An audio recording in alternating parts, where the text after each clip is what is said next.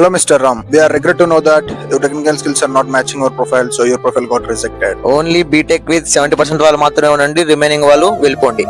ఇంత దరిద్రంలో వీడుకున్న ఒకే ఒక అదృష్టం రాంగ్ జనరేషన్.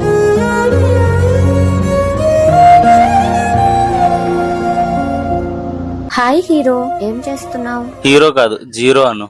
ఏమైంది? లైఫ్ లో ఏం చేయలేనేమో అనిపిస్తుంది. ఏం చదువుకొని మీ నాన్న నిన్ను మీ అమ్మని ఇంత బాగా చూసుకుంటే, ఇంత చదువుకున్న నువ్వు ఇంకా బాగా చూసుకుంటావు. నాకు ఆ నమ్మకం ఉంది. నువ్వు నా లైఫ్ లో లేకపోతే ఫెయిల్యూర్ లా మిగిలిపోతానేమో. ఉండిపోమంటావా మరి? ఏంటి అదృపా యాక్టింగ్ చేస్తున్నాడు? తప్ప తప్ప తప్ప తప్పే.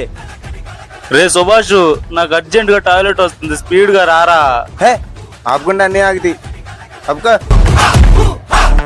బాత్రూమ్ కడగట్లేదని కంప్లైంట్ ఇస్తే మీ వాడు ఎప్పుడు బాత్రూమ్ లోనే ఉంటున్నాడు, కడిగే టైం ఎక్కడ ఇస్తున్నాడు అంటున్నాడు రా. వచ్చిండే సైంటిస్ట్.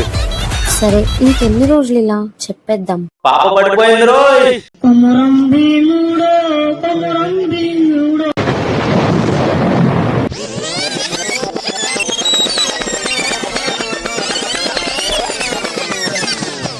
మెసేజ్ డిలీట్ చేసేసింది.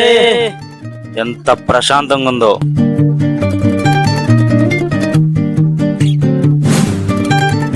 అన్ని నీకు చెప్పాలా? చెప్పను. అలిగావా చిట్టి చిలుక, దిగవా నేల వంక.